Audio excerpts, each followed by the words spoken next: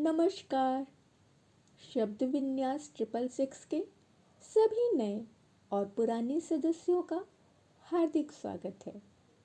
आज हम उषा प्रियमवदा जी के उपन्यास 55 खंभे लाल दीवारें का 15वां अंक सुनने जा रहे हैं।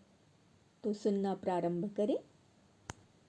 सुषमा अपने प्रति रचे गए इस षड्यंत्र से अनभिज्ञ रही। माँ के जाने के बाद उसमें इतनी भी शक्ति न बची थी कि वह कपड़े ही बदल लेती। पड़ी पड़ी अम्मा के शब्दों को मन में उलटती पुलटती रही।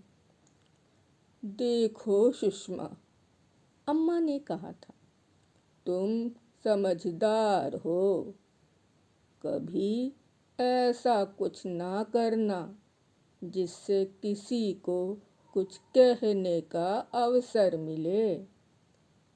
तुम्हारी वजह से अभी हम 4 जनों में सिर ऊंचा करके रह रहे हैं। अम्मा ने ये शब्द अप्रयोजन नहीं कहे थे, पर उनका संकेत क्या नील की ओर है? पर उन्हें नील के बारे में क्या मालूम? या अम्मा ने उसमें कोई परिवर्तन लक्ष्य किया? और भौरी ने जब आकर बताया कि नील आया है तो वह चौंक पड़ी। ऐसे लेटे लेटे कितना समय बीत गया, इसका अनुभव उसे अब हुआ। हड़बड़ाकर उठकर बैठते हुए उसे श्रृंगार मेज के दर्पण में अपना प्रतिबिंब दिखाई दे गया। उसका चेहरा कितना थका और सांवला लग रहा था। वह पैर नीचे कर चप्पलों में डाल ही रही थी कि उसने कमरे के बाहर नील का स्वर सुना, आ जाऊं? और दोनों कमरों के बीच के दरवाजे का पर्दा हटाकर वह अंदर आ गया और दहलीज के पास ही खड़ा हो गया। सुषमा पलंग के नीचे उतर आई। सुबह से पहनी हुई हरी और पीली धारीदार साड़ी काफी गुंजल गई थी। गहरी हरी खादी के ब्लाउज में उसकी खुली हुई ग्रीवा अधिक उज्जवल लगने लगी थी। उसकी अस्त व्यस्त वेशभूषा को देखकर नील ने बड़े दुलार से पूछा, कैसी तबीयत है? बड़ी सुस्त लग रही हो। थक गई हूँ। सुषमा की मुस्कुराहट बड़ी अलस थी। फिर तौलिया उठाकर वह स्नानागार की ओर मुड़ती हुई बोली, तुम बैठो, मैं अभी आई। ठंडे पानी से शरीर में सिहरन सी होने लगी। अभी पूरी शाम सामने फैली हुई है। नए नोट सी खर्च की तमाम संभावनाएं अपने में लिए हुए यह बहुप्रतीक्षित सांझ। सुषमा का मन भरा भरा सा हो गया। उसने आगे से बाल संवार लिए, चेहरे पर पाउडर का हल्का सा पफ फेरा और ग्रीवा मूल में थोड़ी सी सुगंध लगा ली। भौरी से कॉफी बनाने को कह वह सामने वाले कमरे में आ गई। नील ने शीशे की खिड़कियां बंद कर उस पर पर्दे खींच दिए थे।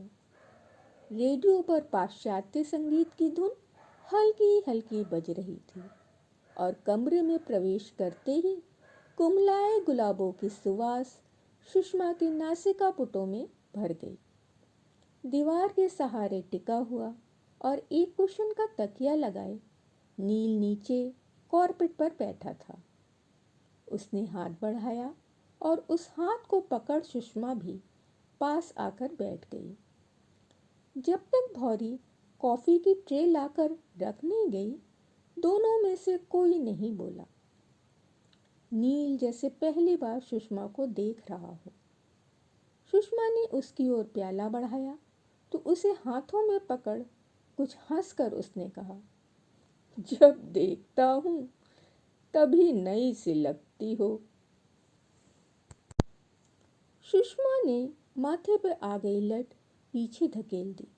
उसकी आंखों में ऐसी गहराइयां थीं जिसकी था नील ना पा सका।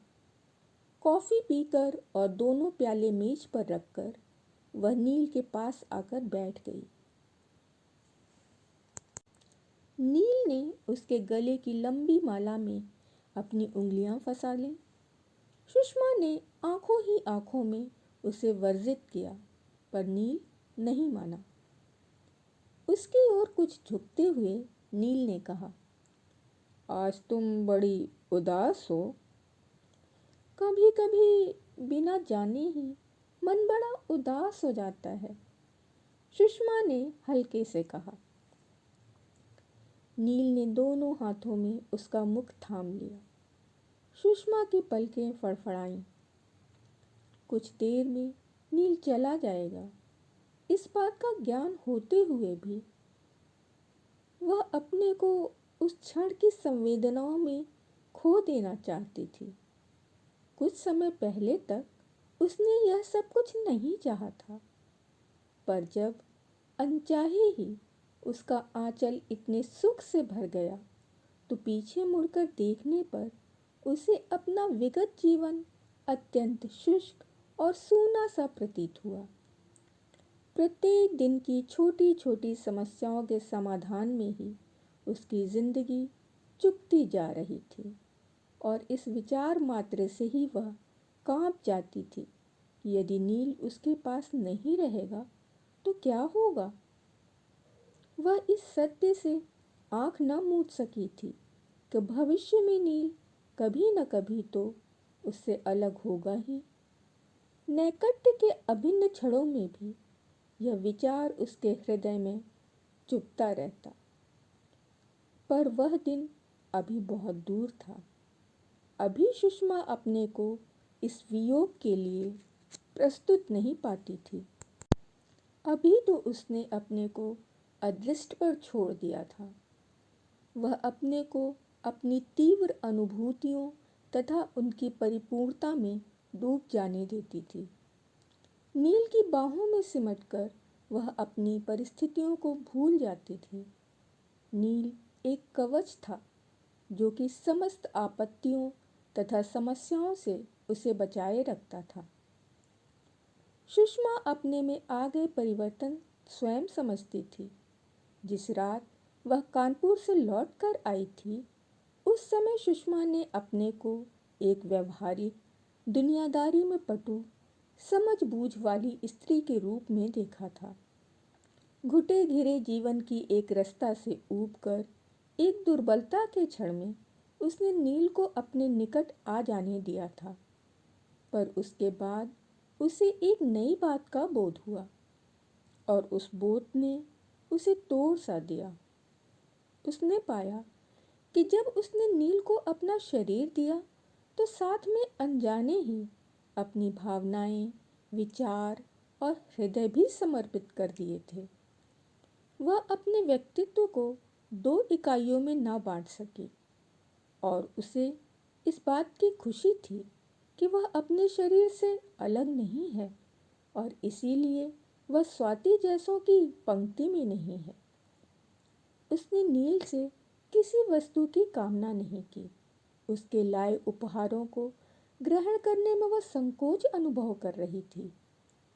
उसे जो कुछ भी नील ने दिया, अयाचित और इसीलिए अधिक मूल्यवान।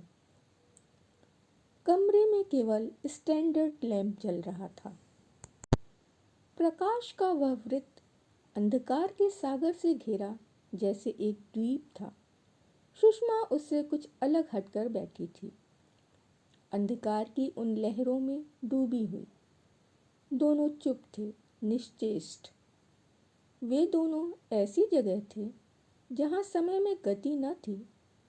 भविष्य उनके आगे दूर तक फैला था, और विगत की सारी अपूर्णता और भटकन इस क्षण में सिमट आई थी, जहाँ शब्द अनावश्यक और निरर्थक बन गए थे, और सांसें एक दूसरे को बांधती जा रही थीं।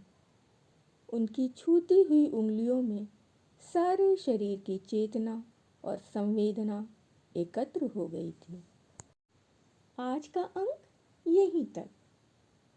आगामी अंक को सुनने के लिए अपने चैनल को सब्सक्राइब कर लें। समय पर सुन पाएं इसके लिए बेल आइकन को दबा लें। पसंद आने पर लाइक करें। मित्रों में शेयर करें, अपने सुझाव हमें देते रहें और अगले अंक में मिलने के लिए ज़रूर आएं। धन्यवाद।